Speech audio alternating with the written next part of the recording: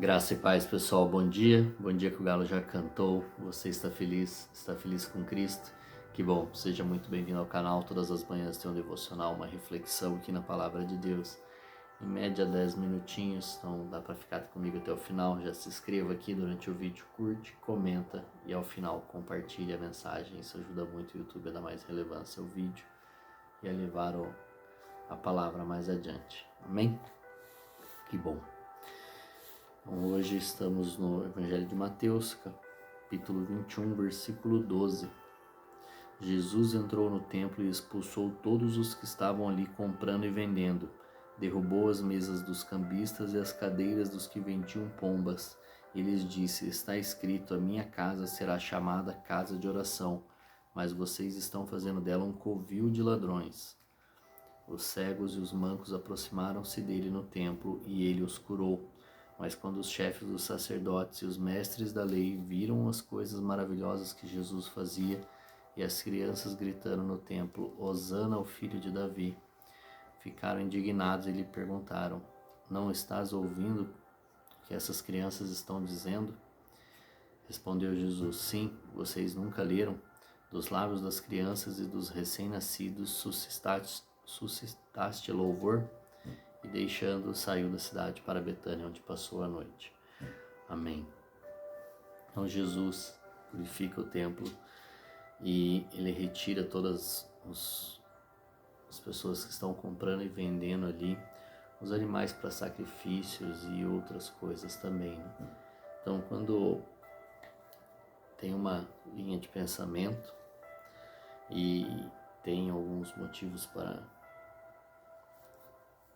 acreditar nisso, umas pessoas que estudam as questões judaicas e as coisas da época, de que conforme ele foi expulsando os que estavam ali comprando e vendendo os animais para sacrifício, os próprios animais, ao saírem correndo, saíram derrubando as mesas e revirando tudo. Não que quando a gente lê, a gente já imagina Jesus chegando e virando as mesas, jogando as mesas para cima, né? Acredito que não foi dessa maneira, que sim, que os animais saíram derrubando tudo, porque conforme ele foi tocando os animais saíram virando tudo. E isso nos mostra também, lógico, que ele está cumprindo a lei ali e que logo em seguida os cegos mancos aproximaram-se dele e foram curados. Jesus os curou. Então esse texto me traz uma reflexão sobre o que nós temos que ter zelo também pelas igrejas e principalmente por nós que somos templos do Espírito Santo. Então, além de cuidar da casa, que ali ele cita Jeremias, né, que diz que a minha casa será chamada casa de oração. Então, nós temos que ter esse zelo e esse cuidado tanto pela igreja física, cuidar ali, e principalmente por nós, como nós somos templos de oração e nós oramos também no secreto, né? Então nós temos que ter esse zelo com tudo, para não profanar, para não estragar e não levar coisas que não são do Senhor para ali. Então, porque depois que Jesus rasga o véu e ele nos permite ter o Espírito Santo dentro de nós, o local santo para adoração, não só mais a igreja, mas nós como templo do Espírito Santo, que nós temos o Espírito Santo de Deus dentro de nós, habitando dentro de nós. Primeiro ele descia sobre algumas pessoas, depois ele caminhou conosco, como Jesus, e agora ele habita dentro de nós. Então nós temos que ter um cuidado e um zelo também com o nosso corpo, porque nós somos seres tripartidos, né, entre alma, corpo e espírito. Então nós temos que cuidar da nossa alma, cuidar do nosso corpo e principalmente fortalecer o nosso espírito, cuidando dele, tendo nossas disciplinas espirituais e orando, lendo a palavra, cuidando de tudo. Então nós não podemos também profanar o nosso templo do Espírito, essa casa, do Senhor, se Ele habita em nós, se nós temos uma parte da Trindade habitando em nós, ou seja, não é algo menor, não, é o Senhor habitando dentro de nós, fazendo morada dentro de nós, é Ele que nos fortalece, que nos ensina tudo, se nós permitirmos Ele nos conduzir, é Ele que fará tudo para nós, então nós temos que cuidar também sobre aquilo que entra, aquilo que sai, aquilo que nós vemos. Então nós temos que ter esse zelo pela igreja física, mas também por nós mesmos, cuidado com tudo, né?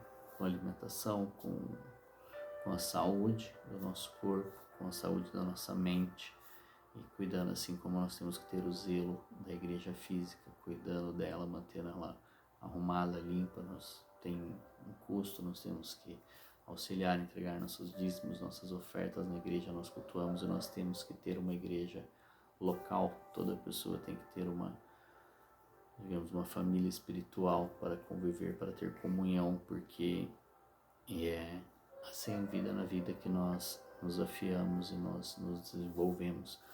Como igreja nós temos que estar juntos, também não adianta você querer ser cristão, crente somente em casa, sozinho, tem que ter essa comunhão, tem que existir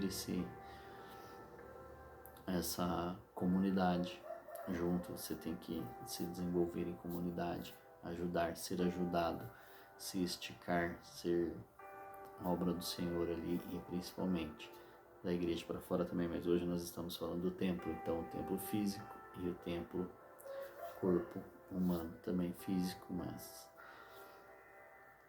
só para dividir aqui, separar, né, o que é o templo, estrutura, e nós como templo do Espírito Santo. Então não tem que haver distinção quando nós dizemos sobre cuidado, nós temos que cuidar tanto da igreja quanto do nosso corpo. Tem que haver uma harmonia e uma sincronização nesse cuidado. Então nós temos que cuidar de tudo, de nós e também da igreja, para que não vire um lugar de comércio, um lugar de coisas. Tem que ser um lugar onde o Senhor habite e goste, e seja um lugar prazeroso para Ele, para nossa família, para nós. Então nós temos que ter essa responsabilidade, essa autorresponsabilidade, cada um chamar a responsabilidade para si e fazer a sua parte, cuidando de lá, e ter uma total responsabilidade por si próprio. E somando as duas coisas, vai ser muito bom, e teremos bastante êxito quanto a isso, em ser uma moradia para o Espírito Santo e poder ter um lugar